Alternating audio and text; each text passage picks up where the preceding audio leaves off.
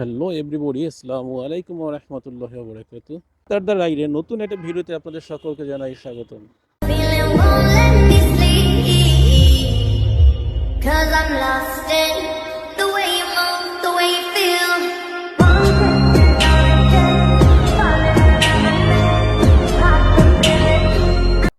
বেশ কিছুদিন ধরেই এটাকে আমরা লেখালেখি দেখতেছিলাম।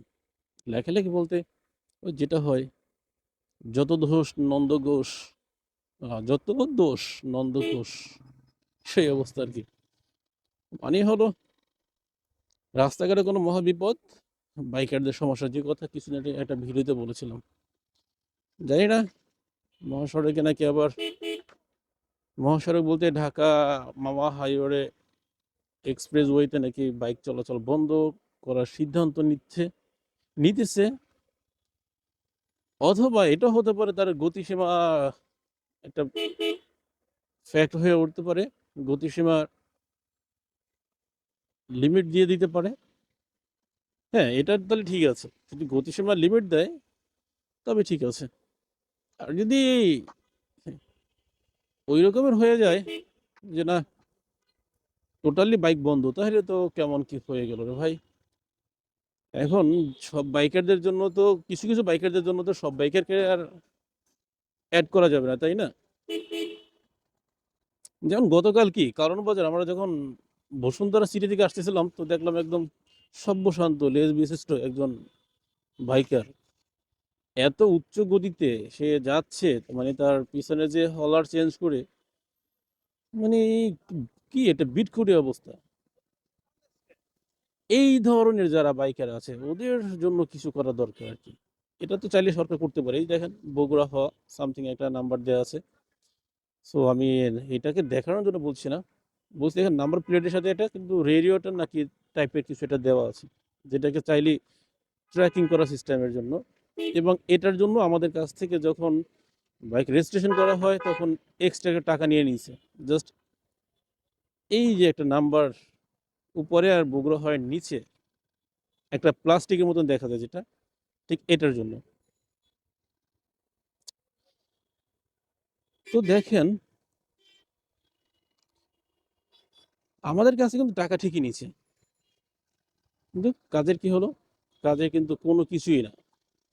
সো এটাকে তারা যদি এখন প্রযুক্তি যেহেতু আপডেট হয়েছে, তো প্রযুক্তির মাধ্যমে এটা দিয়েই যদি বাইক নিয়ন্ত্রণ করতে পারে যে হ্যাঁ এই ধরনের উচ্চ গতিতে কিংবা এই ধরনের রাফ ঢাপ ভাবে, কিংবা যেটা বলে সাফরি বাইকার, এই ধরনের যারা বাইক রাইড করবে তাদের বিরুদ্ধে ব্যবস্থা নেওয়া হবে। ঠিক আছে, লাইসেন্স পয়েন্ট সিস্টেম যেহেতু আছে, লাইসেন্স উপরে হাত দেখ, অটোমেটিক ঠিক আছে মামলা দিয়ে দেখ।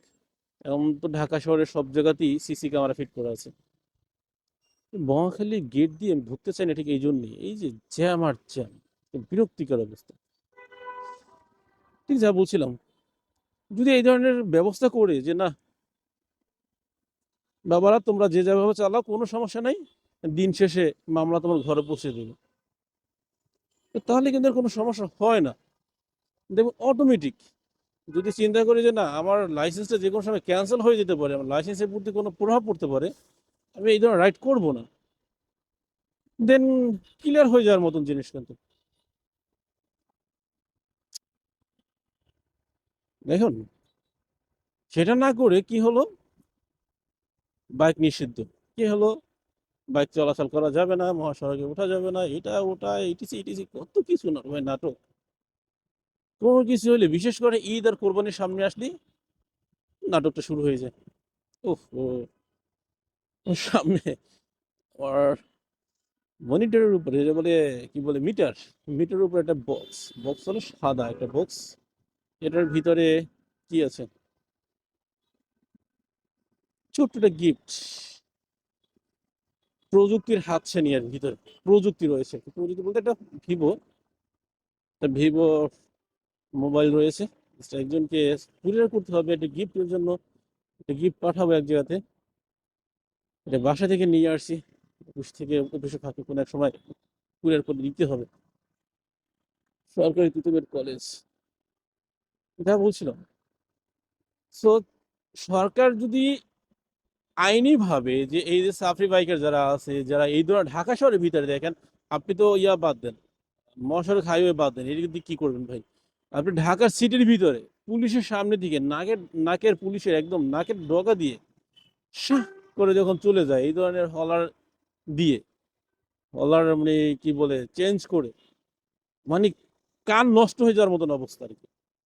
তো এদের ব্যাপার কিন্তু পুলিশ একটা পদক্ষেপ নিতেই পারে চাইলে, কিন্তু কি করবে না, তা নিবে না। কারণ কি, যখন ধরবে পুলিশ, যখন ওদের ধরে, পুলিশ বলতে ট্রাফিক কোনো সদস্য যখন ওদের ধরে, বিভিন্ন জায়গার ফোন, এমনকি দেখা যায় বিশেষ কোনো সংগঠনের নাম লেখা আছে সামনে, আরে বাবা পুলিশ দেখে তো কবে স্যার, হ্যাঁ, মনে হয় যে ওদের ডিএমপি কমিশনার আইসে আর কি, এমন সারসা সারসা শুরু করে দেয়।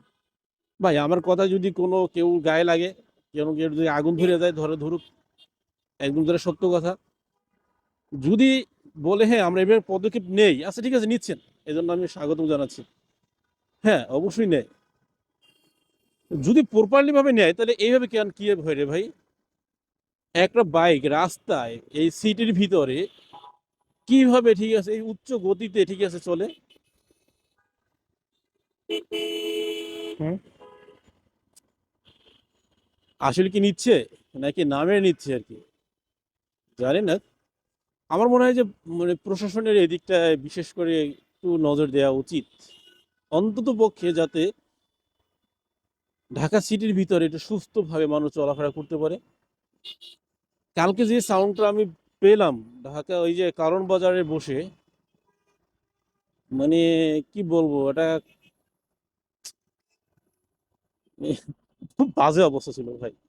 আর বিশেষ করে এই ধরনের বাইকে যে সামনে ঝুইকা পড়তে হয়, পিছে একজন থাকে, তার উপর লেপটাই একদম ঝুইকা পড়ে, এই কোয়ালিটি বাইকগুলোতেই বেশি এটা হয়। একদম সত্য কথা, যেটা এটা অপ্রিয় হলো সত্য কথা।